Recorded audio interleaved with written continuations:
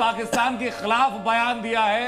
UN ने कहा कि आतंकवादी हमलों को लेकर के पाकिस्तान को यूनाइटेड नेशन की तरफ से फटकार लगाई और कहा कि इस वक्त जो तनाव बना हुआ है वो चिंता का विषय है, और चिंता का विषय बताते हुए ही पाकिस्तान को फटकार भी लगाई है। और राहुल जी, डिप्लोमेटिक लेवल पर भारत की एक बड़ी जीत भी इसको कहा जाएगा कि पैरेलली दोनों मूवमेंट चल रहे हैं। आप आर्मी के तौर पर भी लगातार एक्शन कर रहे हैं और डिप्लोमेटिक लेवल पर आप पूरे विश्व को सूचना भी दे रहे हैं कि भारत क्या कर रहा है। चीन मुंह बंद करके बैठा हुआ है। नहीं, इसको सर आप थोड़ा पहले से देखिए। ये पूरी की पूरी जो प्लान किया इंडिया ने, 15 दिन गफलत में रखा पाकिस्तान को। पाकिस्तान समझ ही नहीं पा रहा था अटैक करेंगे नहीं करेंगे। जिस दिन अटैक करना था उससे एक दिन बाद में आपने बता दिया था आज तो हम मॉक ड्रिल करने वाले हैं, आज तो एक्सरसाइज करने वाले हैं। वो सोच रहा था 2 दिन तो कम से कम एक्सरसाइज करेंगे, मॉक ड्रिल करेंगे। आपको एक मिनट रोगी जी, थोड़ा और पीछे चले जाइए। सर, ये तैयारी मोदी जी और वर्तमान सरकार ने उस दिन से शुरू कर दी थी जिस दिन से उन्होंने हमारी सेना का नवीनीकरण शुरू किया था, जिस दिन भारत में राफेल लाया गया था, जिस दिन भारत में S-400 लाया गया था, जिस दिन भारत के अंदर नए नौसेना के फ्रिगेट्स बने और नई पनडुब्बियां शामिल हुई थी। तो ये तैयारी वो नहीं है। और 15 दिन की तैयारी इसलिए चाहिए थी ये कि इन लोगों ने लॉन्चिंग पैड से वो सारे आतंकी छुपा दिए थे।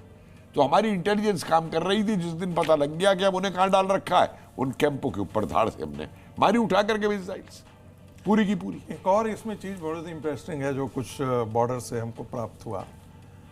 हमारे टैंक का मूवमेंट और हमारी इन्फेंट्री का movement close to the border नहीं गया। हमारे गांव खाली नहीं कराया गया। मैंने पूछा उनसे, आपने क्यों ऐसा किया? तो उन्होंने कहा कि यदि हम खाली करा देते तो उनको पता लग जाता कि भारत कुछ करने वाला है, इसलिए हमने इसको सबको नॉर्मल रखा।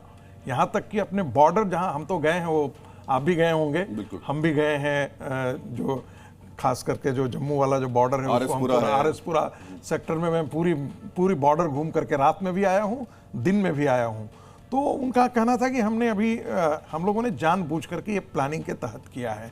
तो उनको ये वाकई गफलत रहा कि हो सकता है कि बालाकोट टाइप का ये 2 स्ट्राइक करेंगे, 3 स्ट्राइक करेंगे।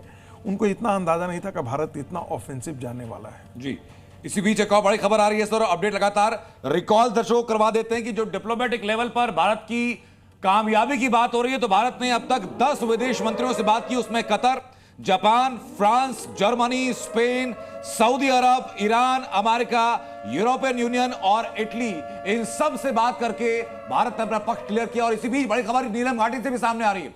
नीलम घाटी में लगातार धमाके जारी हैं। भारत लगातार नीलम घाटी में रिटेलिएट कर रहा है और उसका तस्वीरें भी कुछ ही देर में साफ होंगी कि नीलम घाटी से भी कुछ देर बाद क्या तस्वीरें सामने आएंगी। मैं टीम से कहूंगा, अपनी पीएससी पीसीआर टीम से, कि एक बार जरा वो नीलम घाटी का एक वीडियो है जिसमें बहुत जबरदस्त तरीके से सायरन की आवाजें आ रही है, जरा उसको जरूर सुनवाइए एक बार।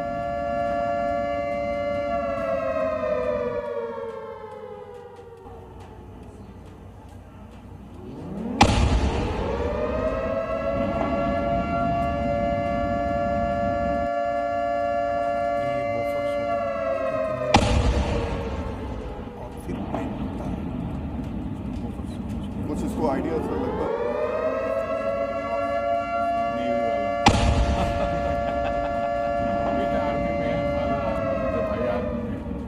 ये नहीं बता सकता जी।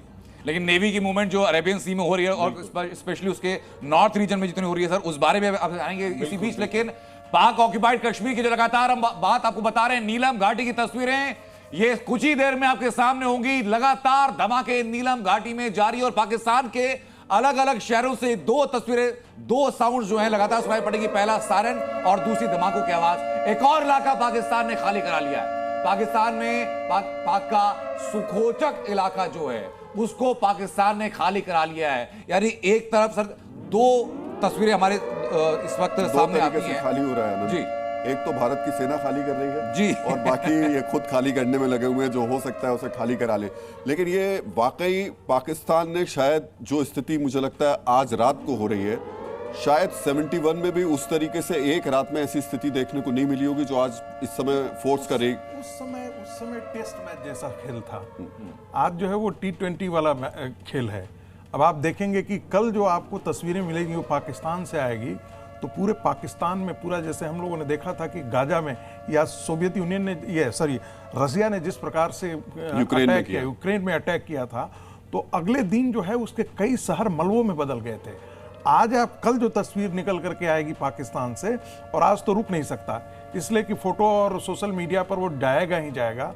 और ऐसी स्थिति में लोग ब्रिटेन से कमेंट कर दे रहे हैं, उन तक तस्वीरें पहुंच जा रही है F-16 कैसे मारा गया। हमारे यहाँ पहुंचने से पहले वहाँ ब्रिटेन में भी उसके सोशल मीडिया पे पहले से वो सर्कुलेट हो रहा है। तो ऐसी स्थिति में कल जो सुबह तस्वीर हम लोगों को देखने को मिलेगी, वो अद्भुत तस्वीर देखने को मिलेगी। जब एयर स्ट्राइक हुआ था तो रात में मुझे खबर आई, अरे भाई साहब आप सोए हुए हैं, यहाँ दीपावली हो गई है 1:28 पे। तब मैंने ट्वीट किया, ये चैनल वाले सब सो रहे हैं, मैंने ट्वीट किया है, ये चैनल वाले सब सो रहे हैं, अरे भाई मिसाइल अटैक हो चुका है। और तब रात भर में जागता रहा, उस समय तस्वीर नहीं दिख रही थी, लेकिन जब आज देखा तो उसकी भयावहता किस प्रकार थी वो देखने लायक थे। वैसे ही कल जब सुबह होगा तो आप देखेंगे कि पूरे पाकिस्तान की तस्वीर एक कल सुबह की तस्वीर बहुत ज्यादा अहम हो जाती है। लेकिन मैं पीसीआर से कहूंगा एक बार जरा मैप इस वॉल पर लेकर के आए, और अनंत एक बार जरा ये बताइएगा कि किन किन इलाकों में अभी जो तस्वीरें आ रही हैं या जो अटैक्स हुए हैं वो कौन कौन से शहर हैं, एक बार जरा बता दें। लेकिन सर मैं आपसे जरूर पूछूंगा, हम बार बार एक स्टैंड लेके कह रहे हैं कि पाकिस्तान का हाल ना अब गाजा बना देना चाहिए पाकिस्तान को। बिल्कुल मैं सहमत हूं सर। मैं तो बहुत परेशान हो गया था जब मैंने कुछ अपने एक्सपर्ट्स को ये कमेंट करते सुना, अब वो माफी मांग लेगा, माफ कर देंगे, युद्ध रुक जाएगा।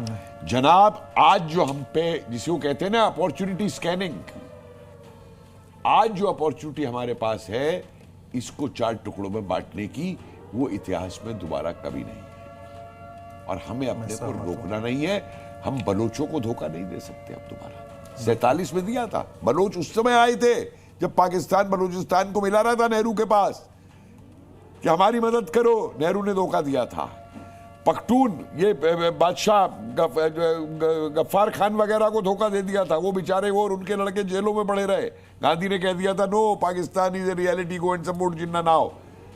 आज हम उनको धोखा नहीं दे सकते। और सिंध, जहां ऐसे लोग पैदा हुए थे सिंध में जिन्होंने 13 पार्टियां बनाई थी जिन्ना के खिलाफ, सबरू जिसका कत्ल करवा दिया था जिन्ना ने, वो खक्सार जिन्होंने जिन्ना पे 2 कातलाने हमले किए थे, ये जो पीर इपी का है, ये जो चित्राल है, ये सारे हिंदुस्तान में मिलना चाहते थे।